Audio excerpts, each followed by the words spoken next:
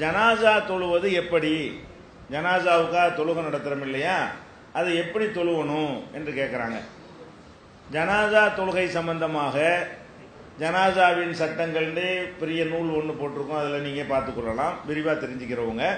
ஏன்னா அந்த துவாக்கள்லாம் மனப்பாடம் பண்ணணும் இல்லையா, அதெல்லாம் சொல்லி நீங்கள் மனப்பாடம் பண்ண இயலாது. முறையை நான் சொல்கிறேன், இருந்தாலும் மனப்பாடம் பண்ண வேண்டியதெல்லாம் புக்கில் பார்த்தா தானே செய்ய முடியும், உங்களுக்கு கரெக்டாக மனப்பாடம் பண்ணிக்கிற முடியும்.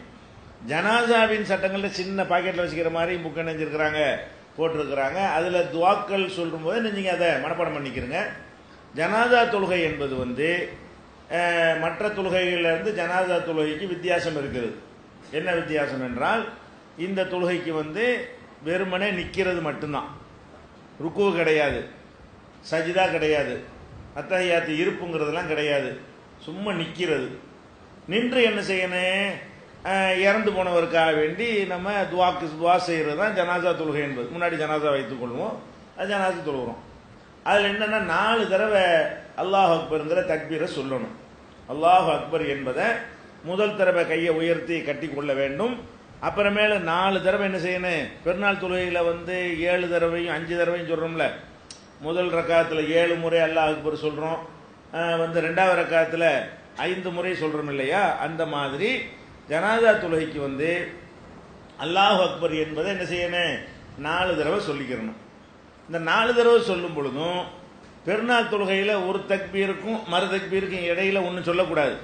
அல்லாஹ் அக்பர் அல்லாஹ் அக்பர் சொல்லிக்கிட்டே இருக்கணுமே தவிர அதுக்கு இடையில ஏதாவது ஓதுவதற்கெல்லாம் ஒன்றுமே கிடையாது பெருநாள் தொழுகையில். ஜனாசா தொழுகையில் என்னன்னு கேட்டால், ஒரு தக்பீரை சொல்லி அதில் என்ன செய்யணும், ஓத வேண்டிய விஷயங்கள்லாம் இருக்கிறது. 2வது தக்பீரை சொல்லி அதை ஓதிட்டு அப்புறம் 3வது தக்பீர் சொல்லணும். 3வது தக்பீர் சொல்லி ஓத வேண்டியதை ஓதிட்டு 4வது தக்பீர் சொல்லணும். அப்படி இருக்கிறதுனால இடைவெளி விட்டு வரும் இந்த தக்பீர். பெருநாள் தொழுகையில் அல்லாஹ் அக்பர் அல்லாஹ் அக்பர் அல்லாஹ் அக்பர்னு ஒரு நிமிஷத்தில் 7ஐயும் சொல்லி முடிச்சிருவாங்க. ஜனாசா தொழுகையில் அப்படி செய்ய முடியாது. முதல்ல தக்பீர் சொல்லி முடித்த பிறகு அந்த அல்லாஹும்ம பாயிது பைனி அல்லது வஜ்ஜகத்து அந்த மாதிரியான அந்த தொழுகையை துவக்கும் போது ஓதிவிட்டு அல்ஹம்து சூரா ஓதிக்கொள்ளணும். முதல் தக்பீரை சொன்னோன்னு என்ன செய்யணும், அல்ஹம்து சூரா கட்டாயம் ஓதணும், மற்றது ஓதுறது சுன்னத்தான ஒரு விஷயம். அல்ஹம்து ஓதி முடித்த பிறகு மறுபடியும் அல்லாஹ் அக்பர்னு சொல்லுவாங்க. அது முடிஞ்ச உடனே சலவாத்து ஓதணும். சலவாத்துனா நம்ம தொழுகையில் என்ன சலவாத்து ஓதுறோமோ அதை சிறந்தது. அல்லாஹும்ம ஸல்லி அலா முஹம்மதின் அத்தஹியாத்தில் ஓதுறோம்ல, அது உங்களுக்கு தெரிஞ்ச விஷயம் தான். அல்ஹம்து உங்களுக்கு தெரியும், முதல் தக்பீரில் ஓதுறது. 2வது தக்பீரில் ஓதக்கூடிய சலவாத்து உங்களுக்கு தெரிந்த விஷயம்தான். 3வது தக்பீருக்கு பிறகும் 4வது தக்பீருக்கு பிறகும் மையத்துக்காக வேண்டி துவா செய்யணும். இந்த துவாக்களை ரசூல் ஸல்லல்லாஹு அலைஹி வஸல்லம் அவர்கள் கற்று தந்திருக்கிறாங்க, பல துவாக்களை. அதுதான் நமக்கு சிறந்தது. அந்த அல்லாஹும்ம ஃபிர் லி ஹய்யினா வ மய்யித்தினா வ ஷாஹிதினா வ காயிபினா அந்த மாதிரியான ஒரு துவாவெல்லாம் என்ன இருக்கிறது. இதெல்லாம் கேள்வியில் சொல்லி உங்களுக்கு மனப்பாடம் பண்ண இயலாது. இது அந்த புக்கில் பிரசுரத்தில் வைத்துக்கொண்டு என்ன செய்யுங்க, அந்த துவாக்களை மனப்பாடம் வைத்துக் கொண்டு நீங்கள் துவா செய்து கொள்ளலாம். அதுபோக நம்முடைய மொழியிலும் கூட துவா செஞ்சுக்கலாம். அந்த சுன்னத்தான துவாவை செய்துவிட்டு உங்களுக்கு நேரம் கிடைச்சுன்னா என்ன செய்யணும், இறைவா இவரை மன்னிப்பாயாக, இவர் கேள்வி எனக்கு லேசாக்குவாயாக, இவருக்கு சொர்க்கத்தை கொடுப்பாயாக, இவருடைய குடும்பத்தாருக்கு அந்த கஷ்டத்தை தாங்கிக் கொள்ளக்கூடிய சபுரை ஒரு மன வலிமை கொடுப்பாயாக. இந்த மாதிரியான நம்ம என்னவெல்லாம் அந்த இறந்தவருக்கு கேட்குறோமோ அதுகளையெல்லாம் என்ன செய்யணும், கேட்டுக்கொள்ளணும்.